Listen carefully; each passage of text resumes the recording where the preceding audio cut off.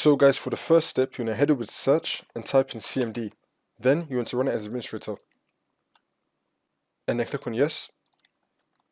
And then once you run this, you want to type in sfc /scan now and then click on enter. Then you want to run this scan. We can run it in the background as you complete the next steps in the video, so you just want to minimize this. And now for the second step, you want to head over to search again and type in troubleshoot settings. Click on it. And then once you run this, you want to click on additional troubleshooters. And now you want to find Windows Update, you want to click on it, and then click on run the troubleshooter. You want to go through this. If it finds anything, it's going to fix it for you. And now for the third step, you want to head back into CMD, and now your sfc scannow command should be completed.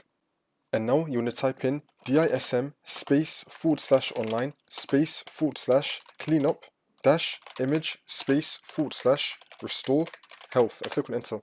Then you want to run this scan as well. Now once this scan has been completed, you just want to restart your computer,